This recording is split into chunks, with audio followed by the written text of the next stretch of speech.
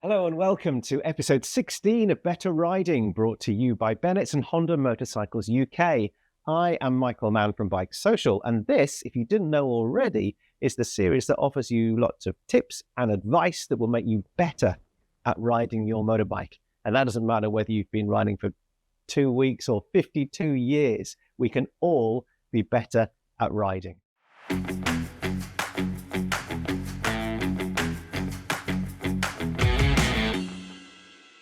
Joining me now to offer the trusted detail is professional motorbike coach Mark McVeigh. How's this for credibility if you needed some? He's an experienced rider coach. He's an ex-MotoGP engineer. He's a riding academy owner for over 20 years. He invented Moto DNA rider training tech. And he's taught over 10,000 riders to be safer, smarter, and more confident. Here he is. G'day, Mark. How are you, sir? G'day, Michael. Very well, thanks. How's things? I couldn't be better. I'm all right, thank you. So it's always a pleasure to talk to you and gain some vital information. Good man. Let's go. Mark, Mr. McVeigh, I always say the same thing, don't I? What are we going to talk about today, Mr. McVeigh?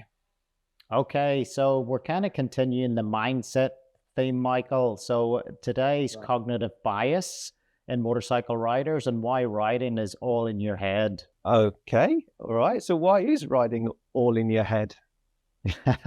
Well, let me explain with the story. So, typically we're on the training ground each week, and we had a rider called Joe, and he was in the middle of the corner avoidance drill, one that you're very familiar with. Ride around in circles and then swerve and brake hard. And Joe was just oozing confidence, and it was kind of almost bordering on arrogance. You could see he was sure he would crush it, but he didn't. We looked at the score, 20 out of 100, and he was gutted. You could see it in his face. But for me, that was kind of perfect. Perfect? Why was that perfect? Well, because now I could actually teach him. He moved from what the psychologists call unconscious incompetence to conscious incompetence. And what happens then, the ego drops. And that kind of opens the door then to learning. Okay, yeah, no, I understand that, yeah. But so is Joe's ability sort of unusual? No, he's definitely not the outlier. Joe is the norm. I've seen thousands of Joes, great people, keen riders, confident, but, dangerously unaware of how little they actually know. In that case, what separates those Joes? I suppose you could call them average Joes. What separates the average Joes from the better or the best riders? Yeah, exactly. So we have, we all twist the throttle. We've all got handlebars. We all have the same laws of physics to deal with. And, you think, well, why do some riders evolve and others stagnate? And it's not the bike. It's the brain. So we think we're better than we are. Yes, exactly. And that's kind of where, cognitive bias comes in. And this is what we're leaning into today. There's a psychological glitch called illusory superiority. Bit of a mouthful, especially late at night here. But it's a fancy way of saying that you think you're better than you actually are. And there's a lot of research around unskilled people who are often worse at judging their own ability. Illusory superiority. I guess, it boils down to you don't know what you don't know, right? Exactly. So, if you've ever thought, well, I'm a decent rider, but you haven't had your skills assessed, you haven't been in a controlled environment testing, odds are your confidence is actually outpacing your competence. And, you just need to look at the social media. It's outrageous these days. Riders are dragging their knees on the public roads like they're at Donington Park. And, it's not cool. They're obviously gambling with their lives and they don't even know it. But worse still, they're convincing other riders that that's actually cool. And obviously it's not. And if we take a sort of deeper dive, this is a graph by Dunning-Kruger. And these guys are Nobel Prize winning psychologists, okay? And they basically prove with their study that incompetence leads to both poor performance and the inability to recognize that poor performance. Now, some researchers have, claim Dunning-Kruger's been debunked, but we see it every day at our school. And essentially, if we have a look at the graph, you've got confidence in the vertical axis, and you've got experience along the horizontal. So, that when you've got low experience, you look how high the confidence is. And then as you start getting experience, it starts, you start understanding just what you don't know. And, more experience. Oh, jeepers, I don't know very much. And then you maybe start learning. And then here is the expert. So you might say, I'm probably an expert on motorbike training, but the riders that come and see me and experience, they've got more confidence than I have. So, this is science, and it's quite alarming, but, we see it every day in our school. And I've got this really nice quote here from Charles Darwin when he was riding around on his Honda. And, he's he said this over a century ago: ignorance more frequently causes confidence than does knowledge. Charles Darwin, right? So, here's the truth. Road riders, they need much more skill than they realize. Why is that, Mark? Well, stats. Let's jump into the statistics. 50% of motorbike crashes are single vehicles. So, riders are losing control all by themselves, Michael. There's no cars, just poor reactions and I guess, low skill ceilings, if you like. It can be a tiny trigger, a gravel, or an oncoming car, or in this case, a bit of target fixation. And, without training, that minor problem can become a major crash. And then plus the other 50% of crashes that are involved with cars, training could kind of help you there too. But ultimately, when you get that surprise on the road, you drop to the level of your training. The answer is fairly clear. The majority of riding only get trained for their license, and they don't then go on and get extra training, right? Exactly. So, roughly 20 hours to get your license, but, we often talk about 10,000 hours for mastery. And that's obviously not just riding on the road with your mates. So, getting your license is just the beginning. It's not the destination. And we often use aviation analogies and principles in our school. You wouldn't call yourself a pilot after 20 hours. So, why do you treat riding differently? No, thank goodness that's not the case. But why can't riders all practice on public roads? Is there a solution? Yeah, so I guess, on the public roads, roadcraft, that if you're being observed by an instructor, that's pretty good, right? But the roads are not a training ground. We're big on controlled environments and simulators, especially with new machine control skills. And it's kind of, I use the analogy, it's like kind of trying to learn to skydive in a cyclone. You need that controlled environment, ideally a training range or a racetrack. A racetrack for road rider training? For sure. So, ignore the critics. Yeah, racetrack-based training isn't just for racers. It's about learning limits with low risk and lots of feedback. So, there's no traffic, there's no curbs or trees or speed limits. There's just space, coaching and improvement. And essentially, you can run wide, make small mistakes, overshoot, and kind of learn by failing, but safely. And of course, on the road, you can't afford to fail. So that's the tricky bit, right? Yeah. Certainly here in the UK, Bennis offers BikeSocial members a track training, or we call them track days. And okay, some people come along and they've got their, ex-Superstock bike they bought off eBay, but a lot of people come along, they ride to the track, they've never seen a track before, they've never been on track before, but we try and encourage them with sort of extra novice lessons and extra classroom sessions where we just say to them, look, go out, enjoy your motorcycle on a I won't say risk-free environment, but without traffic coming the other way and everyone's going in the same direction.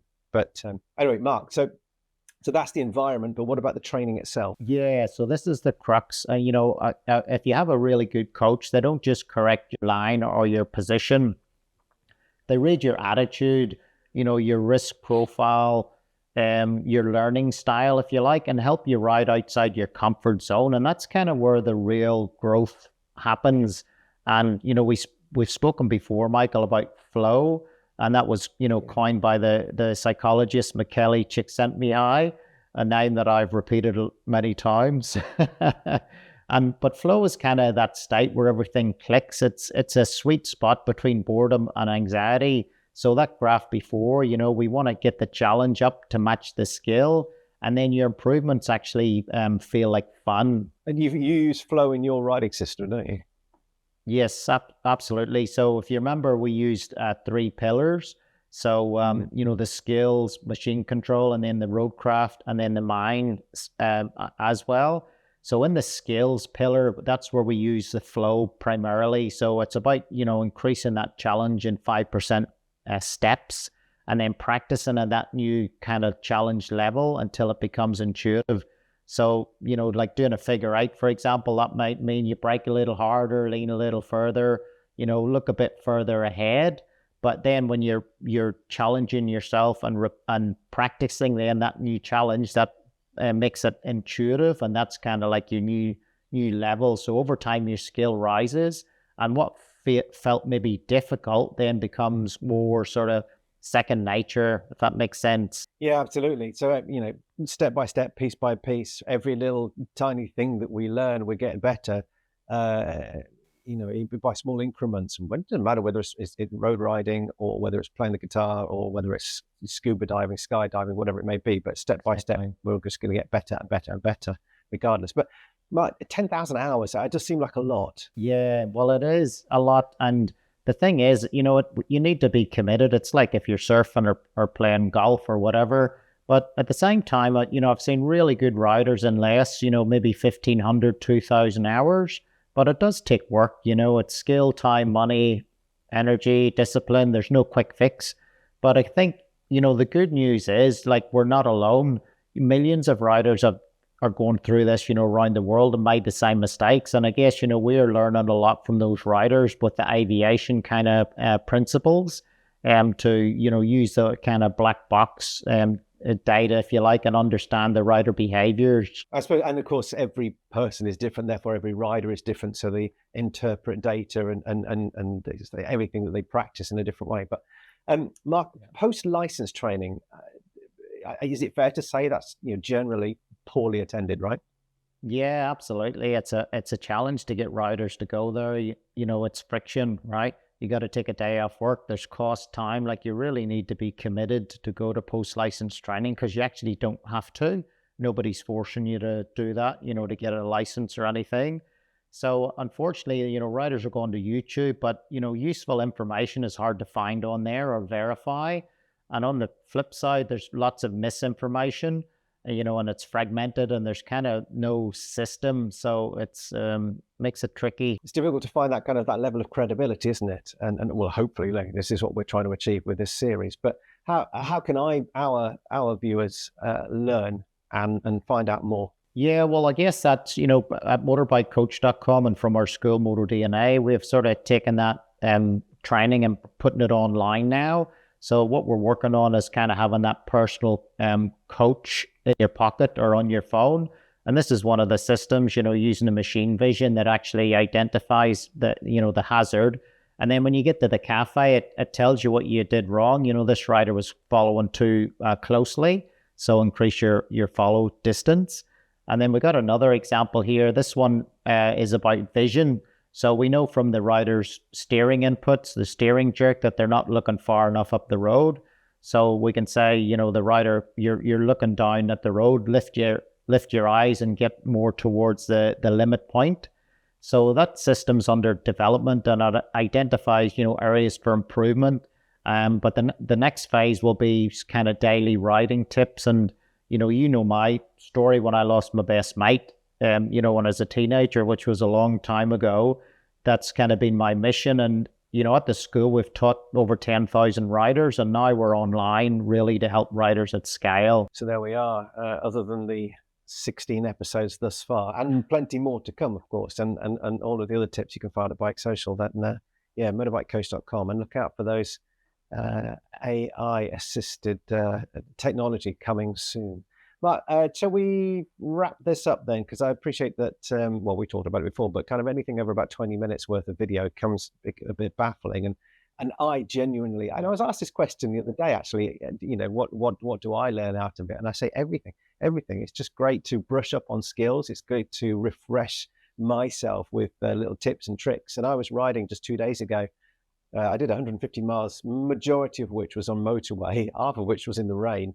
But it's just really important to think about the things that we've spoken about previously, keeping your distance and making sure your vision's up and where your position is in your lane. And if you're filtering, then how are you going to filter? And so all these tips are just so important. And I said at the beginning, I'll say it again, it doesn't matter whether you've had 2 weeks experience or 52 years worth of experience, you can still be a better rider.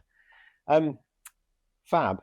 Shall we summarize this then, Mark? Is that all right if you sort of wrap it up all in one? Yeah, I guess, on your point there, it's absolutely 100% about being mindful.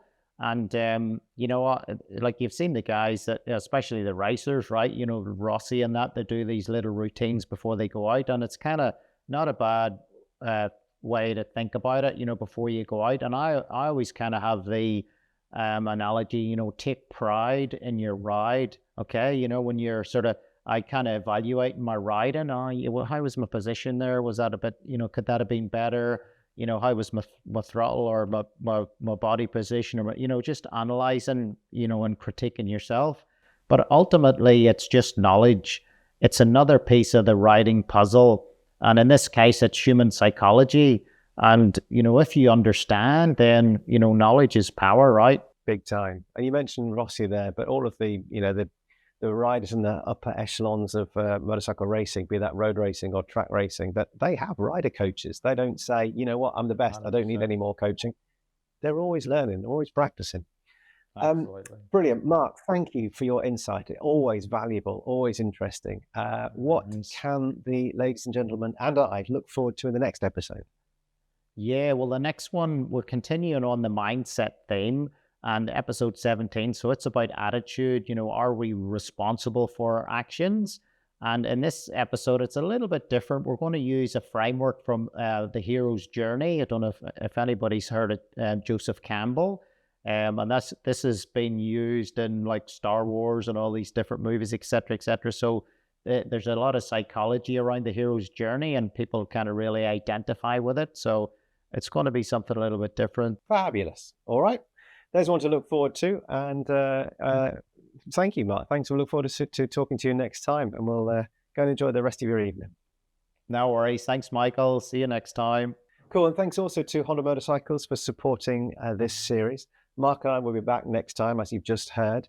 But don't forget to check out our other Better Riding episodes. The link to the playlist that's got all of the episodes is just below this video in the comment section. So I've got 3 more interesting places to let you know about.